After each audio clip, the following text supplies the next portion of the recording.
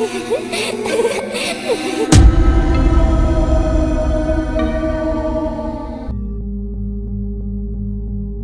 me tell you a story I never thought I'd share.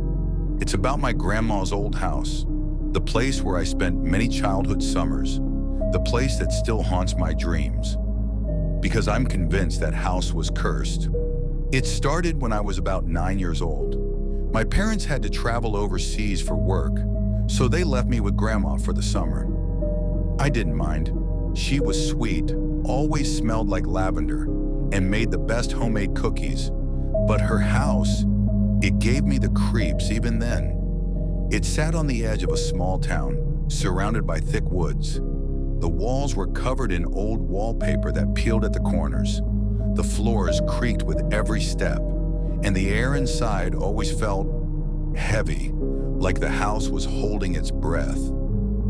At first, I thought it was just my imagination. I was a kid after all. But the more time I spent there, the more I started noticing things, strange things. It began with a whispering. Late at night when I was in bed, I'd hear voices, faint, like they were coming from the walls. At first, I thought it was Grandma watching TV downstairs. But when I checked, the house was silent. The lights were off. She was asleep in her room. The whispers were always too quiet to make out, just murmurs like someone was having a conversation right behind the wallpaper. I told Grandma, but she just smiled and said, "Oh, it's just the house settling, dear." But houses don't whisper names. And one night, I swear, I heard my name.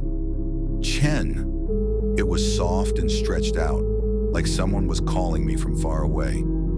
I sat up in bed, heart pounding. I thought maybe it was Grandma. Maybe something was wrong.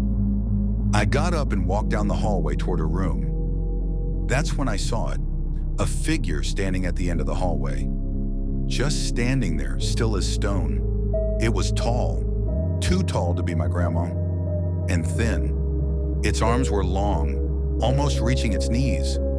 The hallway was dim, but I could see enough to know it wasn't human. I blinked, and it was gone. I screamed. Grandma came running. I told her what I saw, and for the first time, she looked scared. Not confused, not amused. Scared. She sat me down in the kitchen and made me hot cocoa. Then she said something I'll never forget.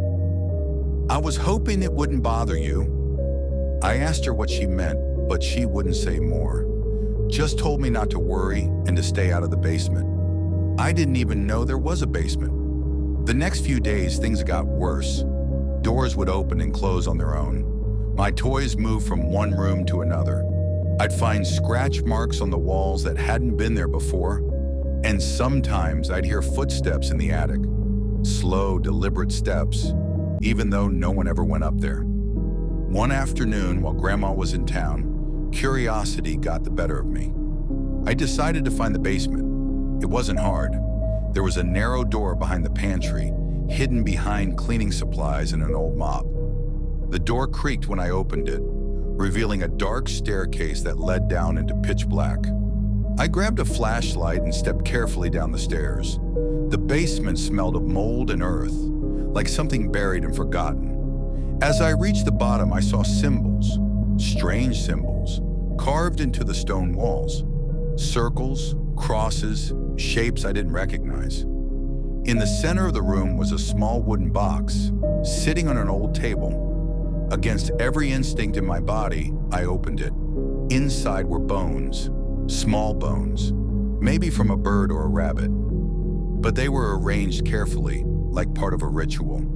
There were also old photographs, black and white pictures of people with their eyes scratched out. I heard a noise behind me, a whisper. "Chen." I turned around and saw nothing, but the basement suddenly felt alive, like something was watching me from every corner. I ran up the stairs and slammed the door shut behind me. I didn't sleep that night. The next morning, Grandma sat me down again. This time, she told me everything. The house had been in our family for generations, but it was cursed. A long time ago, one of our ancestors made a pact. Something about protecting the land, asking for prosperity. They did a ritual in the basement, but instead of protection, something else came through. Something dark, and it never left. She said it haunted the bloodline, watched over the family, chose who it wanted to torment. She said she had managed to keep it calm with offerings, small animals, rituals, signs I now recognize from the basement. But now that I had disturbed its resting place, it was awake. I begged her to let me leave, to call my parents, but she said if I left now, it would follow me, that I had to finish the summer, pretend I didn't see anything, and when the time came, it would choose. It did. On my last night there, I woke up to find Grandma standing in my room. She looked different, pale. Her eyes were completely black. She whispered, "It's done." I don't remember what happened next. I just remember waking up in the car, my parents driving me home. I never saw Grandma again. She died a few weeks later in her sleep. That's what they told me. But sometimes when I'm alone at night, I still hear the whispers. Sometimes I wake up and see a figure standing in the corner of my room. And sometimes I think it chose me after all. Because ever since that summer, I've never been the same.